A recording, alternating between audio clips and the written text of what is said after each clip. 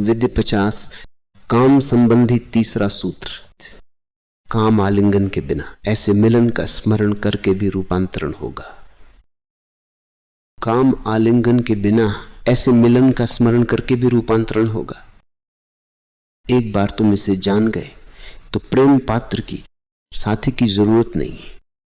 तब तुम कृत्य का स्मरण करके उसमें प्रवेश कर सकते हो, लेकिन पहले भाव का होना जरूरी है। अगर भाव से परिचित हो तो साथ के बिना भी तुम कृत्य में प्रवेश कर सकते हो।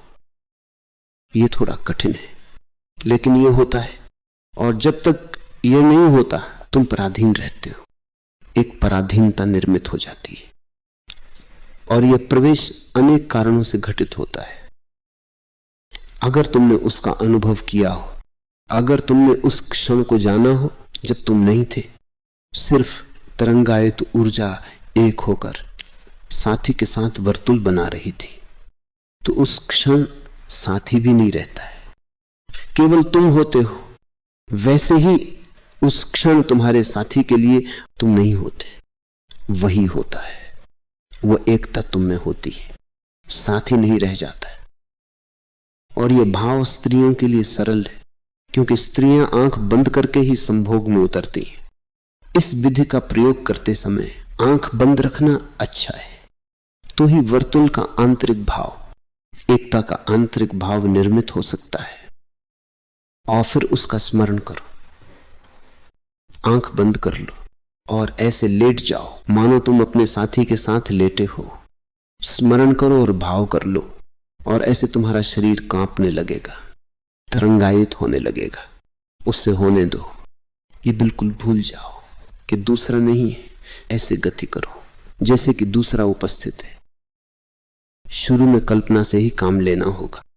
एक बार जाना गया कि यह कल्पना नहीं, यथार्थ है, तब दूसरा मौजूद है। ऐसे गति करो जैसे कि तुम वस्तुतः संभोग में उतर रहे हो। वह सब कुछ करो जो तुम अपने प्रेम पात्र के साथ करते। चीखो, डोलो, कांपो। शीघ्र वर्तुल निर्मित हो जाएगा, और यह वर्तुल अद्भुत है। शीघ्र ही तुम्हें अनुभव हो जाएगा। लेकिन यह वर्तुल पुरुष स्त्री से नहीं बना है। अगर तुम पुरुष हो तो सारा ब्रह्मांड स्त्री बन गया है, और अगर तुम स्त्री हो तो सारा ब्रह्मांड पुरुष बन गया है। अब तुम खुद अस्तित्व के साथ प्रगाढ़ मिलन में हो, और उसके लिए दूसरा द्वार की तरह अब नहीं है। दूसरा मात्र द्वार है। किसी स्त्री के साथ संभोग करते हुए तुम दरअसल अस्तित्व के साथ संभोग में होते हो। स्त्री मात्र द्वार है, पुरुष मात्र द्वार है, दूसरा संपूर्ण के लिए द्वार भर है। लेकिन तुम इतनी जल्दी में हो कि तुम्हें इसका एहसास नहीं होता। अगर तुम प्रगाढ़ मिलन में, सघन आलिंगन में घंटों रह सको तो दूसरा विस्मृत हो जाएगा, दूसरा समष्टि का विस्तार भर रह जाएगा। अगर एक बार इस विधि को तुमने जान लिया तो अकेले भी तुम इसका प्रयोग कर सकते हो, और जब अकेले रहकर प्रयोग करोगे तो वह तुम्हें एक नई स्वतंत्रता प्रदान करेगा। वह तुम्हें दूसरे से स्वतंत्र कर देगा। वह वस्तुतः समूचा अस्तित्व दूसरा हो जाता है। तुम्हारी प्रेमिका या तुम्हारा प्रेमी हो जाता है। निरंतर किया जा सकता है, और तुम सतत अस्तित्व के साथ आलिंगन में, संवाद में रह सकते। और तब तुम इस विधि का प्रयोग दूसरे आयामों में भी कर सकते हो। सुबह टहलते हुए इसका प्रयोग कर सकते हो। तब तुम हवा के साथ, उगते सूरज के साथ, चांद तारों के साथ, पेड़ पौधों के साथ लयबद्ध होने का अनुभव कर सकते हो। रात में तारों को देखते हुए इस विधि का प्रयोग कर सकते हो। चांद को देखते हुए कर सकते हो। तुम पूरी सृष्टि के काम भोग में उतर सकते हो। अगर तुम्हें इसके घटित होने का राज पता चल जाए, निर्मित हो जाए। लेकिन मनुष्य के साथ प्रयोग आरंभ करना अच्छा है। कारण यह है कि मनुष्य तुम्हारे सबसे निकट है। वे तुम्हारे लिए जगत के निकटतम अंश हैं, लेकिन फिर उन्हें छोड़ा जा सकता है। उनके बिना भी चलेगा। तुम छलांग ले सकते हो और द्वार को बिल्कुल भूल सकते हो। ऐसे मिलन का स्मरण करके भी रूपांतरण होगा, और तुम रूपांतरित हो जाओगे, तुम नए हो जाओगे। तंत्र काम का उपयोग वाहन के रूप में करता है, वो ऊर्जा है, उसे वाहन या माध्यम बनाया जा सकता है। काम तुम्हें रूपांतरित कर सकता है, वह तुम्हें अतिक्रमण की अवस्था को, समाधि को उपलब्ध करा सकता है। लेकिन हम गलत ढंग से काम का उपयोग करते हैं, और गलत ढंग स्वाभाविक ढंग नहीं है। इस मामले में पशु भी हमसे बेहतर हैं। वे स्वाभाविक ढंग से काम का उपयोग करते हैं, हमारे ढंग बड़े विकृत हैं। काम पाप है, ये बात निरंतर प्रचार से मनुष्य के मन में इतनी गहरी बैठ गई है कि अवरोध बन गई है। उसके चलते तुम कभी अपने को काम में उतरने की पूरी छूट नहीं देते। तुम कभी उससे उन्मुक्त भाव से नहीं प्रवेश करते। 0, 5 तुम्हारा एक अंश सदा अलग खड़े होकर उसकी निंदा करता है। और ये बात नई पीढ़ी के लिए भी सच है। वे भले कहते हो कि हमारे लिए काम कोई समस्या नहीं है, और हम उसके दमन से ग्रस्त नहीं है कि वो हमारे लिए टैबू नहीं रहा, लेकिन बात इतनी आसान नहीं है। तुम अपने अचेतन को इतनी आसानी से नहीं पहुंच सकते। वह सदियों में निर्मित हुआ है। मनुष्य का पूरा अतीत तुम्हारे साथ है। हो सकता है कि तुम चेतना में काम की निंदा न करते हो, तुम उसे पाप न भी कहते हो, लेकिन तुम्हारा अचेतन सतत उसकी निंदा में लगा है। तुम कभी समग्रता से काम कृत्य में नहीं होते। सदा ही कुछ अंश बाहर रह जाता है, और वही बाहर रह गया अंश विभाजन पैदा करता है, टूट पैदा करता है। तंत्र कहता है काम में समग्रता से प्रवेश करो। अपनी सभ्यता को, अपने धर्म को, संस्कृति और आदर्श को भूल जाओ। काम कृत्य में उतरो, पूर्णता से, समग्रता से उतरो। अपने किसी भी अंश को बाहर मत छोड़ो, सर्वथा निर्विचार हो जाओ।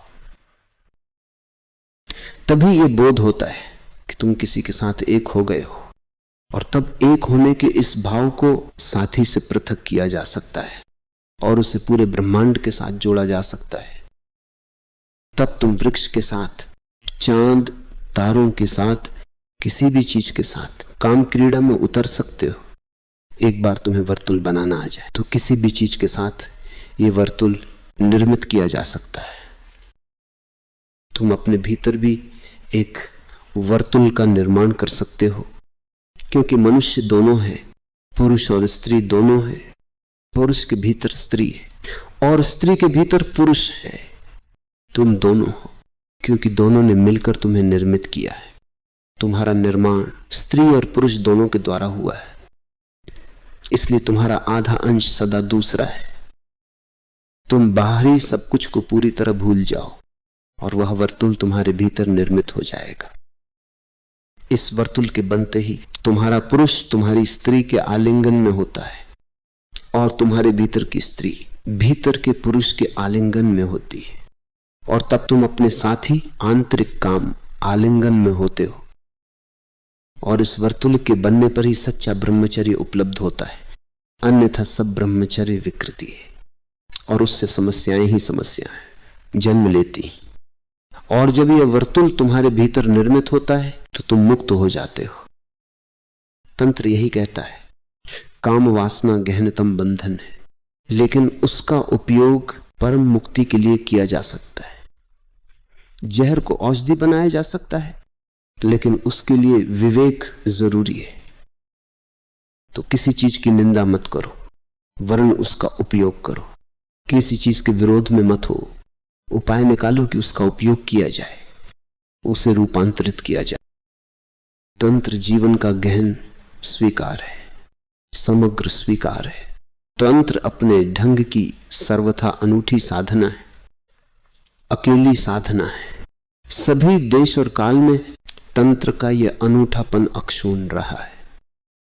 और तंत्र कहता है किसी चीज को भी मत फेंको, किसी चीज के भी विरोध में मत जाओ, किसी चीज के साथ संघर्ष मत करो, क्योंकि द्वंद्व में, संघर्ष में मनुष्य अपने प्रति ही विध्वंसात्मक हो जाता है। सभी धर्म काम वासना के विरोध में हैं, वे उससे डरते हैं, क्योंकि काम वासना महान ऊर्जा है, उससे उतरते ही तुम नहीं बचते हो। उसका प्रवाह तुम्हें कहीं से कहीं बहा ले जाता है। यही भय का कारण है। इसी से लोग अपने और इस प्रवाह के बीच एक दीवार, एक अवरोध खड़ा कर लेते हैं ताकि दोनों बंट जाएं, ताकि ये प्रबल शक्ति तुम्हें अभिभूत न करे, ताकि तुम उसके मालिक बने रहो। लेकिन तंत्र का कहना है, और केवल तंत्र का कहना है, कि ये मालिकियत झूठी है, क्योंकि तुम सच में इस प्रवाह से पृथक नहीं हो सकते हो। वह प्रवाह तुम हो। सभी विभाजन झूठे होंगे, सभी विभाजन थोपे हुए होंगे। बुनियादी बात यह है कि विभाजन संभव ही नहीं है, क्योंकि तुम ही वह प्रवाह हो, तुम उसके अंग हो, उसकी एक लहर हो। संभव है कि तुम बर्फ की तरह जम गए हो और इस तरह तुमने अपने को प्रवाह से अलग कर लिया है, लेकिन वह जमना, वह अलग होना मृत्युत हो गया है। कोई भी आदमी वास्तव में जीवित नहीं है। तुम नदी में बहते हुए मुर्दों जैसे हो। पिघलो। तंत्र कहता है पिघलने की चेष्टा करो, हिमखंड की तरह मत जियो। पिघलो और नदी के साथ एक हो जाओ। नदी के साथ एक होकर, नदी में विलीन होकर बोधपूर्ण हो, और तब रूपांतरण घटित होता है। तब रूपांतरण है, संघर्ष से नहीं, बोध से रूपांतरण घटित होता है। ये तीन विधियां बहुत वैज्ञानिक विधियां हैं, लेकिन तब काम या सेक्स वही नहीं रहता जो तुम उसे समझते हो। तब वह कुछ और ही चीज है। तब सेक्स कोई क्षणिक राहत नहीं है, तब वह ऊर्जा को बाहर फेंकना नहीं है, तब उसका अंत नहीं आता। तब वह ध्यानपूर्ण वर्तुल बन जाता है